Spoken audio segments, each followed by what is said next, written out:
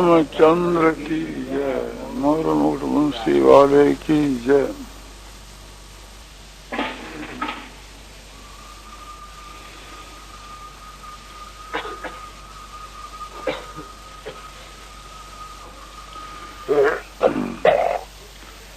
आपने कहा कि ऐसी बात कहो जो महात्मा पुरुषों के वचनों के अनुसार हम लोग बन जाएं।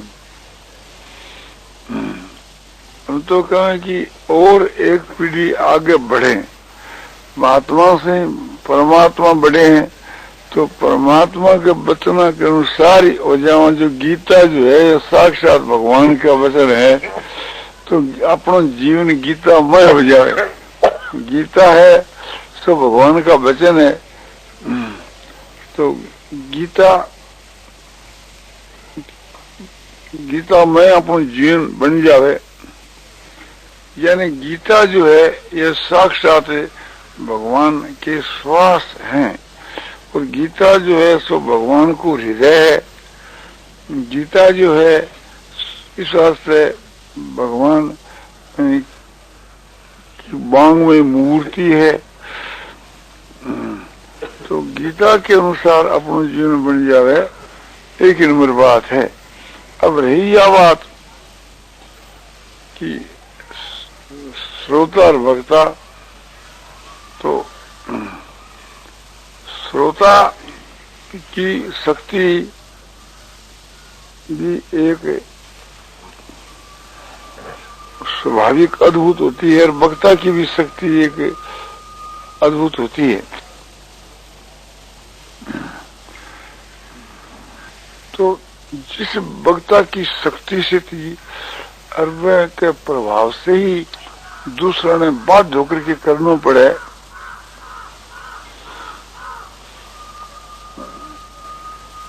ऐसी शक्ति हम देखते हैं अपने में, तो अपनी नहीं देखते हैं। तो इसलिए तो हमारी तो इस विषय में वो शक्ति नहीं है। हाँ, हम कह सकते हैं कि ऐसे वक्ता हुए हैं और उन्हें की शास्त्रों में कथा हमारे को मिलती है। अध्यात्म विषय में भी और संसारिक लौकिक के विषय में भी उनका प्रभाव ऐसा शास्त्रों में देखा गया है।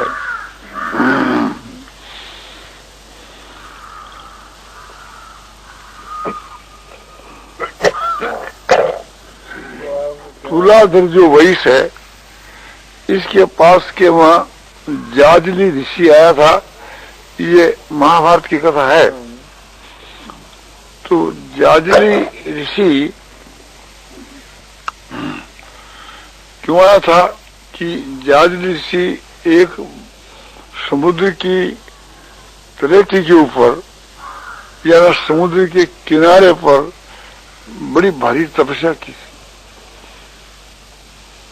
उस तपस्या के समय में पक्षियों ने उसके मस्तक पर घुसा घाल लिया था, और उसको जब ये ज्ञान हो गया कि पक्षी इन्होंने घुसा घाल लिया है, तो वे मौन रहे, अचल रहे, ठूठ की मां पर न हले न चले। टट्टी और पेशाब की तो बात ही कौन कहे। न खाना न पीना न सोना भी नहीं। तो एक प्रकार से वे वृक्ष की जूं एक स्थिर यशो रही। पक्षियों ने फिर अंडे दे दिए,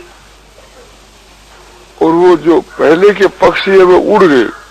फिर अंडे में से जो पक्षी पैदा हुए थे, उन पक्षियों का जोड़ा बहुत समय तक रहा।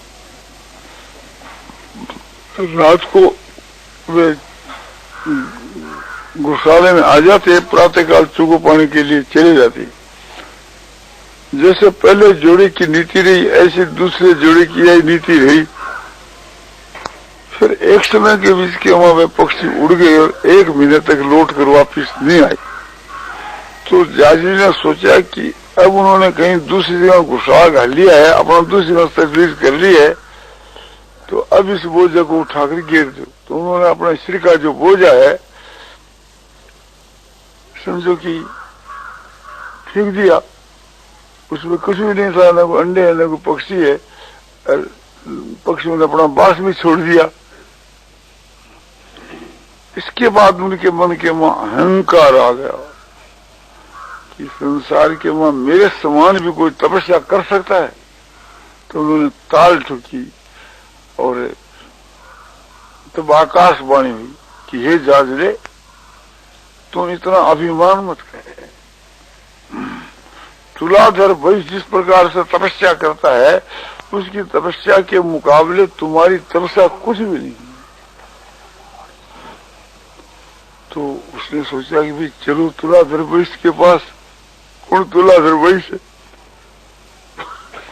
तो तुलाधर वैश्य को पूछता हुआ आया तो वो क्या देखता है कि एक दुकान के ऊपर वो बैठा हुआ क्रय बिक्री करता है, सौदा बेचता है और रस भी बेचता है। लूण है, तेल है, और चीनी है, और घी है, और आटा है, खाद्य पदार्थ है, सब कुछ वो बेचता है।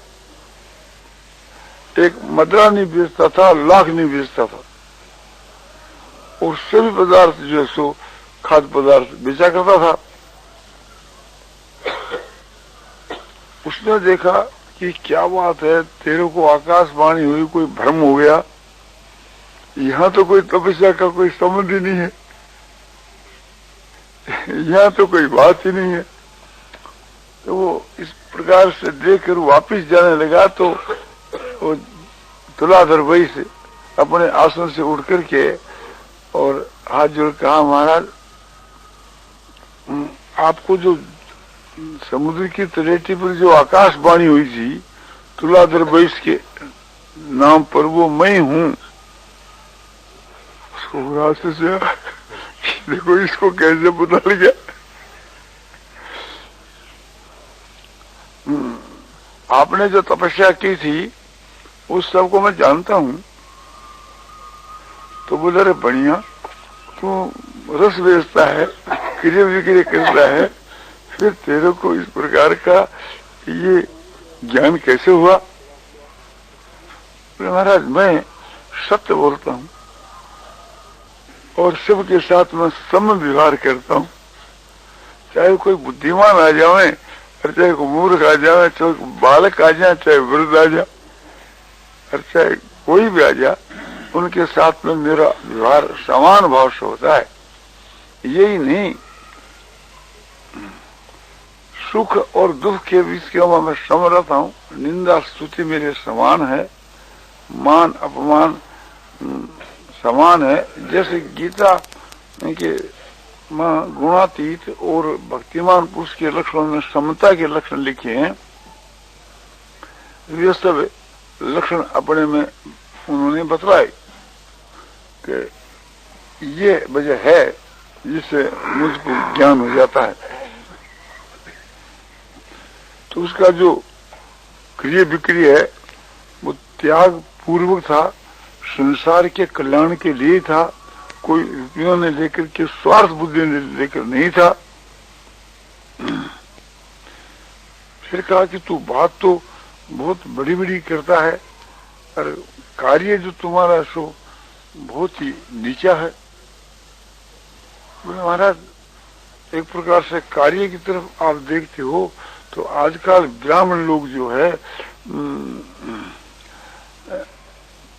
यज्ञ के बीच के मां पशु हिंसा करते हैं, तो ये वेदों में नहीं है।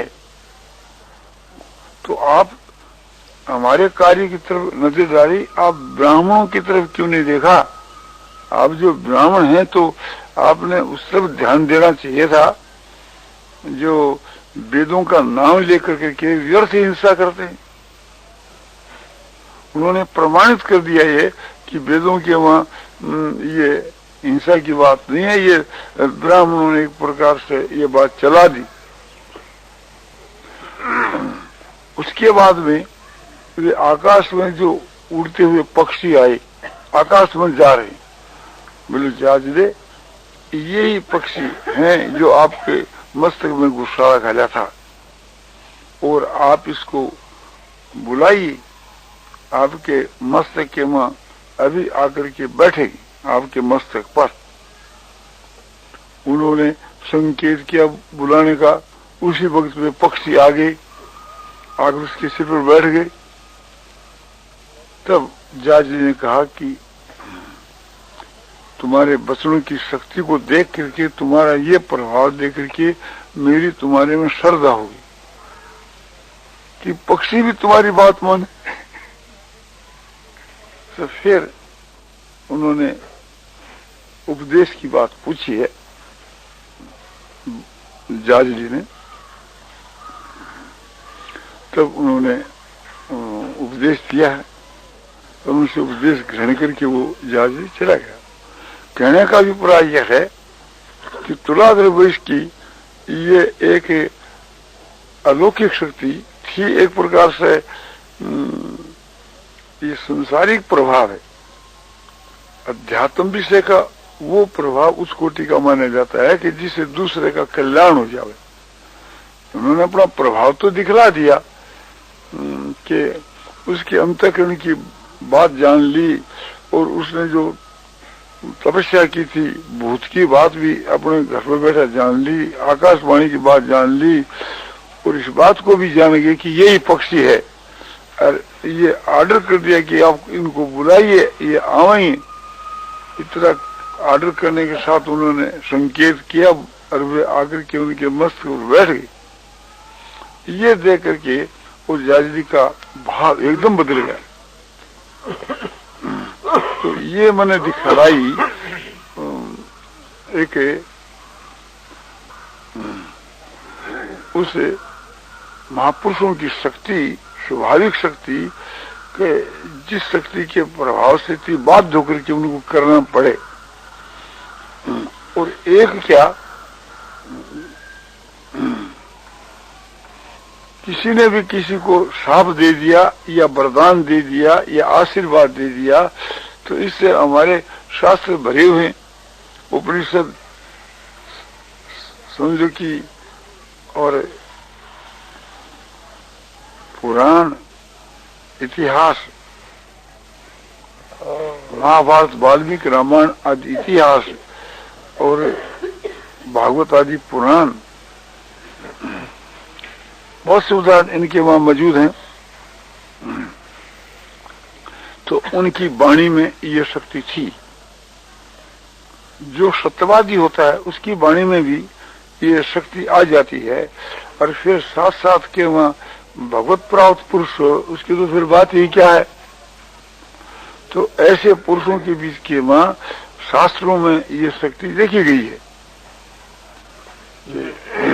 उनकी वाणी में ऐसी शक्ति रहती थी कि वो एक प्रकार से ऐसा काम करती थी बलात्कार का कि जिसको कोई रोक नहीं सकता था। दूसरी शक्ति मैं श्रोता के विषय में आपको कहता हूं। जैसे पांडवों की माता जो कुंती है, उसने ये ऑर्डर दिया कि तुम जो आज भिक्षा लाए हो, पांचों भाई उसको उपभोग करो, यानी काम में लाओ। तो भीमसेन ने कहा कि आज की भिक्षा के वहां मैं एक स्त्री को लाए हैं। माँ ने कहा कि तुमने स्त्री का नाम तो नहीं कहा, माँ भिक्षा लाए हैं। तो हमारे तो सब पांचों ही समान। तो बहुत मुश्किल की बात हुई कि मैंने जो कह दिया कि तुम पांचों इसको काम में लाओ, तो ये बात अब सत्य कैसे होगी। हमारे ये वचन तो समझो कि सत्य होने बहुत ही कठिन है।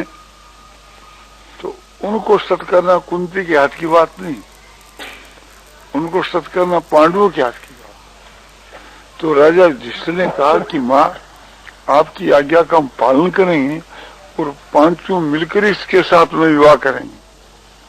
तो शास्त्र के विरुद्ध और लोक के विरुद्ध हम लोग देखते हैं प्रत्यक्ष के माँ, ये बात शास्त्र विरुद्ध भी है, लोक विरुद्ध भी है। किंतु महाराज युधिष्ठिर ने समझो कि माता के वचनों का आदर किया उनका पालन किया। तो इस प्रकार से थी माता पिता के वचनों का और महात्माओं के वचनों का जहां कहीं किसी ने पालन किया तो वो पालन करने वाले की शक्ति को हो, श्रद्धा को हो, उसका प्रेम को हो, जो कुछ को, तो इसके बहुत से उदाहरण मिलते हैं, उसके भी मिलते हैं और इसके भी मिलते हैं। जवाला का पुत्र जो सत्यकाम है, उन्होंने गुरु की आज्ञा का पालन करके ब्रह्म की प्राप्ति करी।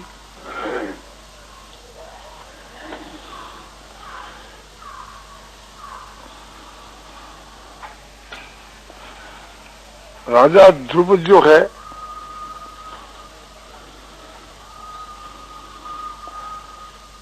उन्होंने शिव जी की आज्ञा मान करके के वरदान को मान करके के और उस लड़के को लड़की ही समझा शिखंडी को और दूसरे राजा की कन्या के साथ में विवाह तक उसका कर दिया।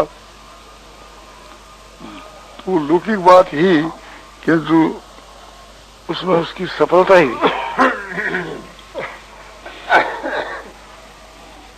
और आरुणी जो है ध्रुव मुनि का शिष्य, उसने गुरु की आज्ञा का पालन किया। उस आज्ञा के पालन के स्वरूप के बीच में गुरु ने वरदान दे दिया। उस वरदान के फल स्वरूप के बीच के मां उसको सारे शास्त्रों का बिना पढ़ी ज्ञान हो गया। तो ये उस महात्मा की जो आज्ञा है उसकी महत्ता हुई। तो शास्त्रों के मां किसी जगह जो समझो कि आज्ञा पालन वाले की महत्ता है, कहीं आज्ञा देने वाले की, ये दोनों बात हम शास्त्रों के मां दिखने के लिए सभी प्रकार के उदाहरण हम लोगों को शास्त्र में मिलते हैं, बहुत से उदाहरण मिलते हैं। तो जो बात शास्त्र के मां लिखी है, गीता तो साक्षात भगवान के वचन है और सब शास्त्र है, ये ऋषियों के वचन है, वेद है, ब्रह्मा के वचन है, सभी महापुरुषों के वचन हैं। ब्रह्मा जी भी महापुरुष और जो भगवत प्राप्त पुरुष हैं, ज्ञानी महात्मा वे भी महापुरुष है, और भगवान तो महापुरुषों के भी महापुरुष हैं ही।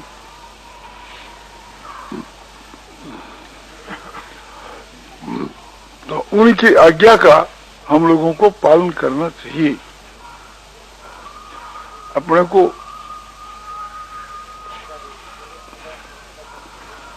उसी प्रकार से चलना चाहिए।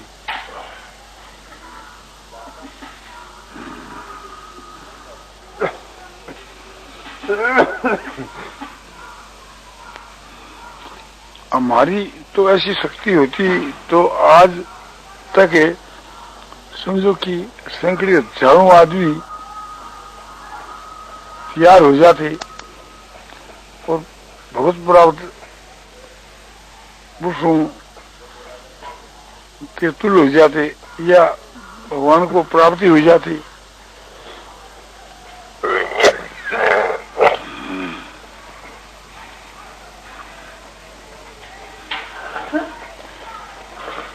हम तो एक कहते हैं सो प्रार्थना के रूप में कहते हैं, विनय के रूप में कहते हैं, कुछ उपदेश आदेश के रूप में नहीं कहते, गुरु शिष्य के भाव से नहीं कहते, स्वामी सेवक के भाव से नहीं कहते, जो कुछ कहते हैं मित्र भाव से कहते हैं। इस मित्र भाव से कहने का भी एक रहस्य है। एक तो ये रहस्य है कि हम स्वामी के रूप में या गुरु के रूप में क्यों नहीं कहते। एक तो हम अपना अधिकार नहीं समझते हैं, क्योंकि हमारा जो वर्ण है, आश्रम है, आश्रम के बीच में गृहस्थाश्रम, अब वर्ण के वैश्य वर्ण, तो हमारा कोई अधिकार नहीं गुरु बनने का या समझो कि शिष्य बना करके उपदेश देने का। दूसरी बात यह है, हमारे में वो अलौकिक शक्ति नहीं जैसे वेदव्यास जी आदि में थी। उन्होंने संजय को दिव्य दृष्टि दे दी, जिससे उनको तीनों काल का ज्ञान होता रहता, इंद्रियों का भी और मन के द्वारा भी। उनकी इंद्रियां और मन से भी दिव्य हो गए। जैसे भगवान ने अर्जुन को दिव्य दृष्टि दी, वो दिव्य दृष्टि वेदव्यास जी ने संजय को दे दी। वेदव्यास जी के खुद के पास थी, इसमें तो कहना क्या है, ये बात तो उसके अंतर्गत ही आ जाती है, क्योंकि दूसरों को दे सकते हैं। और भी उनके बीच के वहां लौकिक और अलौकिक सभी प्रकार की शक्तियां थी। उनके लिए संसार में कुछ भी दुर्लभ नहीं था। जो कौरव पांडवों की सेना 18 क्षोणी, जिसको 15 वर्ष से अधिक हो गए थे, उनको उसी रूप में समझो कि आह्वान करके बुला करके सबसे भेंट करा दी। तो ये कोई साधारण शक्ति की बात नहीं।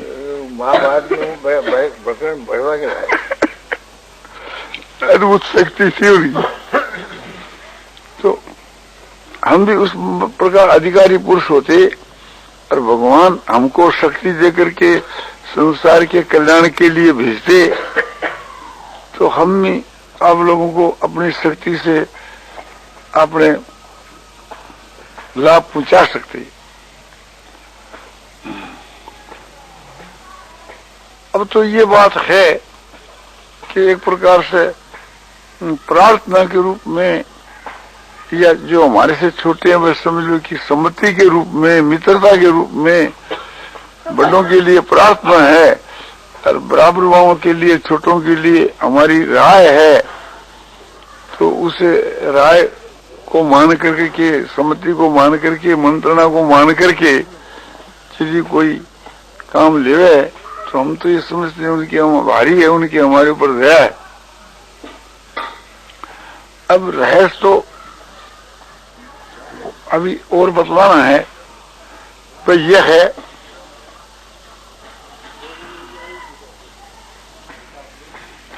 कि यदि हम अधिकारी होते और सामर्थ्यवान होते,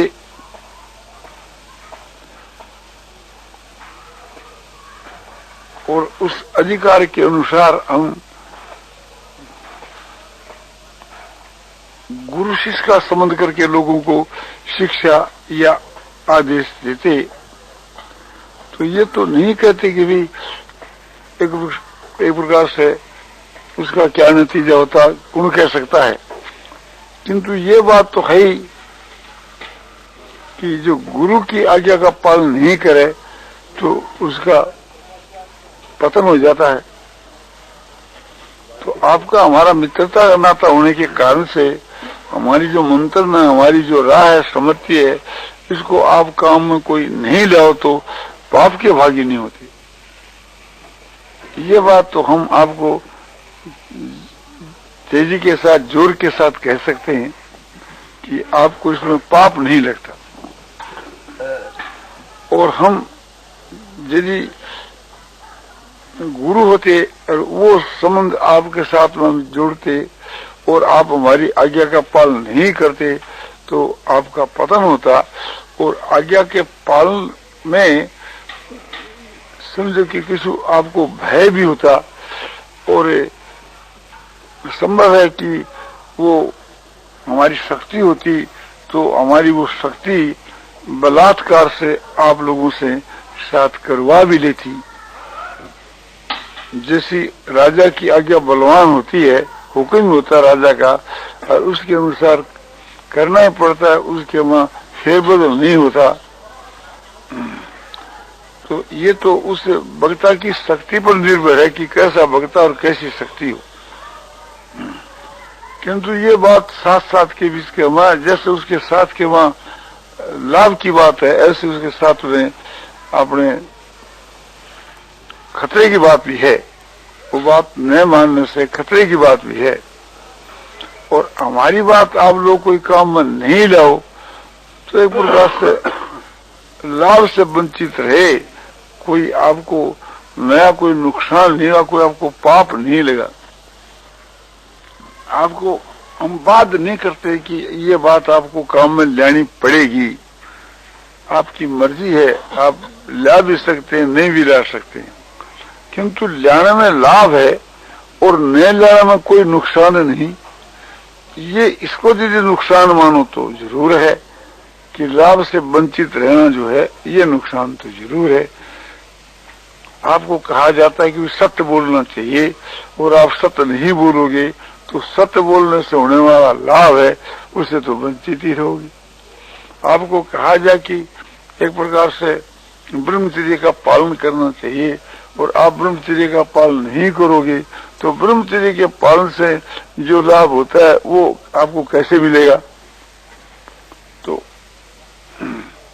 जो शास्त्र की बात है उसके पालन से हमको लाभ प्रत्यक्ष होता ही है। तो इसलिए हम लोगों को शास्त्र का भी महाशास्त्र गीता है, गीता से गीता कर्तव्य और किमने शास्त्र विश्रेयी या स्वयं पदमनावश्य मुख पदमात विनिश्चिता। गीता को अच्छी प्रकार से करना चाहिए, उसका गायन भी अच्छी प्रकार से करना चाहिए और उसका अध्ययन भी अच्छी प्रकार से करना चाहिए। और फिर और शास्त्रों के विस्तार की क्या आवश्यकता है, इसमें शास्त्रों की अवहेलना नहीं की गई है, शास्त्रों को तो महत्ता ही दी गई है, पर उनसे भी बढ़कर के गीता को अधिक महत्ता दी गई। तो इससे ये बात ध्वनि निकलती है कि शास्त्रों की आवश्यकता तो है किंतु गीता सुगीता कर्तव्य, गीता को अच्छी प्रकार से कर ले तो फिर शास्त्र की आवश्यकता नहीं। तो शास्त्र निरर्थक तो नहीं है, शास्त्र है तो दामी चीज, पर गीता का जब आप अभ्यास कर लो तो आत्मा के उद्धार के लिए और विशेष आवश्यकता नहीं। क्यों कि यह गीता स्वयं पद्मनाभ भगवान के मुख कमल से निकली है। पद्मनाभ जिसकी नाभि के बीच के वहां कमल है, ऐसा जो भगवान विष्णु जिसकी नाभि से कमल निकला है, तो पद्मनाभ और मुख कमल, तो दोनों के बीच के वहीं कमल शब्द है कि गीता जो है सो मुख कमल से निकली और सारे शास्त्र जो है नाभि कमल से निकले। सारे शास्त्र कैसे निकले कि नाभि से कमल पैदा हुआ, कमल से ब्रह्मा जी की उत्पत्ति हुई और ब्रह्मा जी से वेदों की उत्पत्ति ने वेद से प्रकट हुई और वेदों से इतिहास, पुराण शास्त्र, दर्शन शास्त्र, उपनिषद, श्रुतियां, ये सब जितने जो शास्त्र हैं इनका विस्तार हुआ वेदों से, वेदों के आधार पर।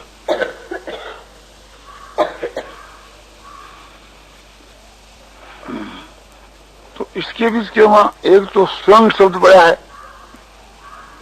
या स्वयं पद्मनाभस्य, या गीता स्वयं पद्मनाभ के मुख से। तो और शास्त्र भगवान के स्वयं नाभि से नहीं निकले, मुख से तो निकले ही नहीं किंतु नाभि से भी नहीं निकले।